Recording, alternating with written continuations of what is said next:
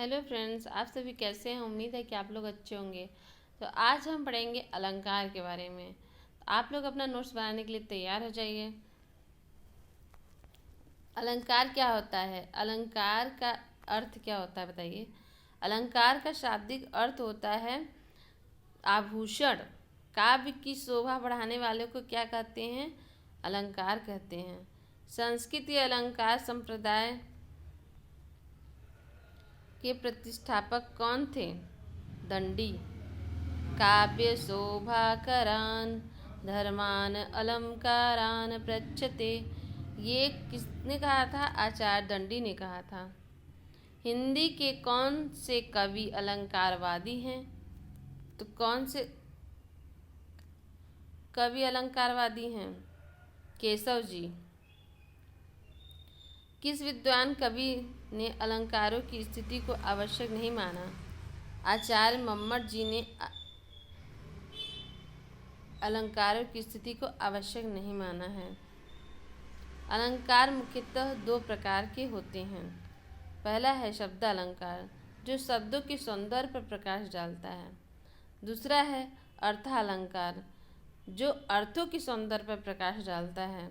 Note: परंतु कभी कभी एक अलंकार को और जोड़ दिया जाता है, जिसे उभय अलंकार या पाश्चात्य अलंकार कहते हैं। अलंकार के प्रकार: अलंकार कितने प्रकार के होते हैं? अनुप्रास, यमक, श्लेष, विवक्षा। अनुप्रास अलंकार: व्यंजन वर्णों की आवृत्ति जहाँ बार बार हो तो वहाँ क्या होता है? अनुप्रास अलंकार होता है। छेका अनुप्रास: अनेक व्यंजनों की एक बार स्वरूपतः व क्रमतः आवृत्ति केवल दो बार हो, जैसे बंदौ गुरुपद परम पगागा, जिसमें प तीन बार आया है, इसलिए क्या हो गया है? दो से अधिक बार आया है, इसलिए क्या हो गया? छेका अनुप्रास हो गया है। जैसे इसमें सुरुचि सुबास सरस अनुरागा।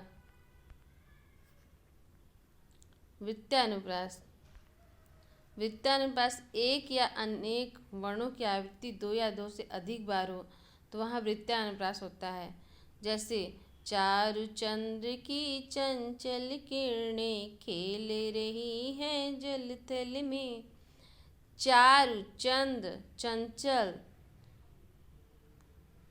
अनेक वर्णों की आवृत्ति दो या दो से अधिक बार हो रही है तो यहाँ क्या होगा? वृत्तानुप्रास होगा। श्रुत्यानुप्रास: कंठ तालु एक ही स्थान से उच्चरित वर्णों की आवृत्ति श्रुत्यानुप्रास कहलाता है। एग्जाम्पल: राम कृपा भव निशासी रानी जागे फिर न डसैयो।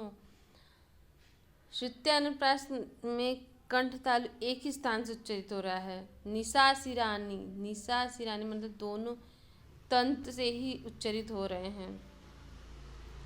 लाटानुप्रास: लाटानुप्रास जहाँ एक ही शब्द की आवृत्ति हो, जैसे पूत सपूत तो क्या धन संचय, पूत सब कपूत तो क्या धन संचय, ये आपने सुना होगा और पढ़ा भी होगा। तो क्या होगा कि जहाँ एक ही शब्द की आवृत्ति हो, जैसे पूत सपूत तो क्या धन संचय, पूत कपूत तो क्या धन संचय, पूत सपूत, ये क्या हो रहा है? आवृत्ति हो रही है इसकी, इसलिए क्या हो गया? यहाँ लाटा अनुप्रास हो गया। अंत्यानुप्रास: तुकांत शब्दों का प्रयोग, जैसे बतरस लालच लाल की मुरलीधरी लुकाय, सौह करे भव हनु हसे दैन कहे नटी जाए। ये क्या है? अंत्यानुप्रास, मतलब तुकांत शब्दों का प्रयोग हो रहा है। लुकाए, कहीं न जाए, तो ये क्या हो रहा है? तुकांत हो रहा है। यमक अलंकार: जब कोई शब्द अनेक बार आए और प्रत्येक का अर्थ अलग अलग हो, जैसे कनक कनक ते शौगुनी। एक कनक का अर्थ होता है सोना और एक कनक का अर्थ होता है धतूरा। श्लेष अलंकार: कोई शब्द बिना आवृत्ति के हुए कई अर्थ प्रकट करते हैं। एग्जाम्पल: रहीमन पानी राखिए बिन पानी सब सून, पानी गए न उबरे, मोती मानस चून। पानी का मतलब चमक या प्रतिष्ठा, और जल इसकी तीनों पर्यायवाची हैं। कोई शब्द बिना आवृत्ति के आए हुए अर्थ का अनेक अर्थ दे तो वहाँ क्या होता है, श्लेष अलंकार होता है। विवक्षा अलंकार मनोभाव को प्रकट करने के लिए क्या होता है, विवक्षा अलंकार का प्रयोग होता है। जैसे छी, चुप, देखो, सुनो, ये क्या है, मनोभाव है। अर्थालंकार इसके कई भेद हैं पर मुख्यतः कुछ इस प्रकार हैं। उपमा, संदेह, उत्प्रेक्षा, रूपक, अतिशयोक्ति, भ्रांतिमान।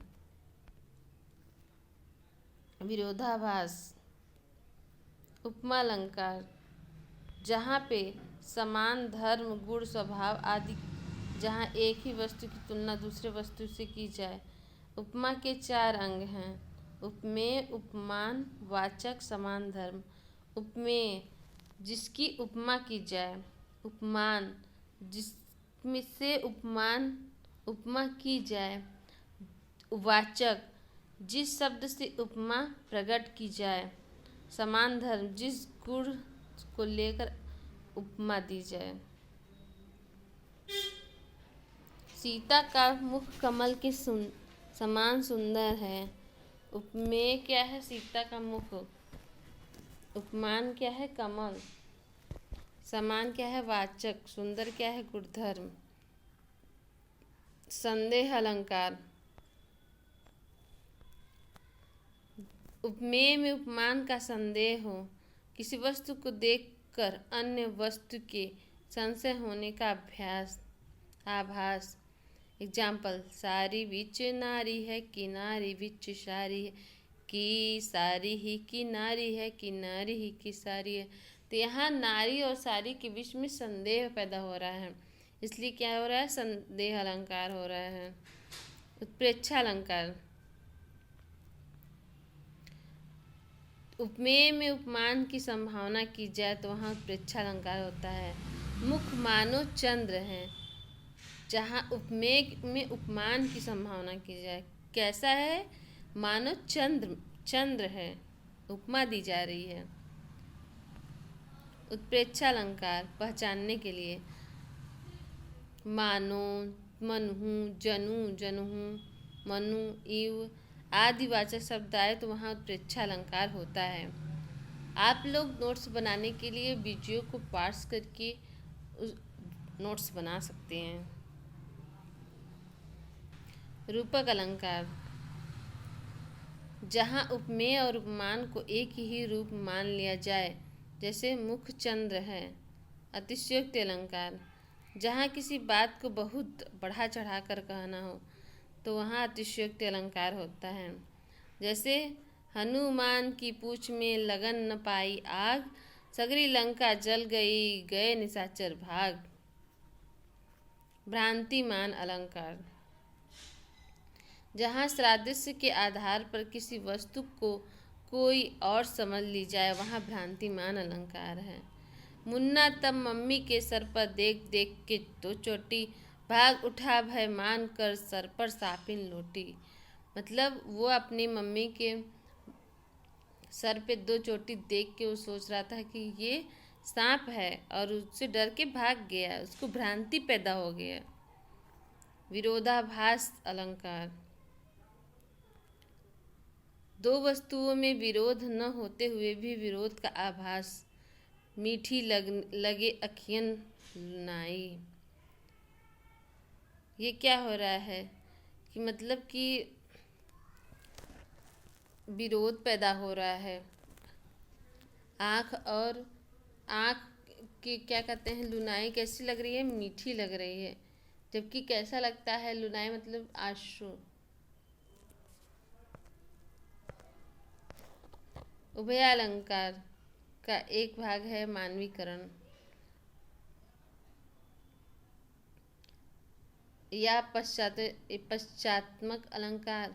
इसका ध्वन्याय व्यंजना विशेषण विपर्य। Thanks for watching my video.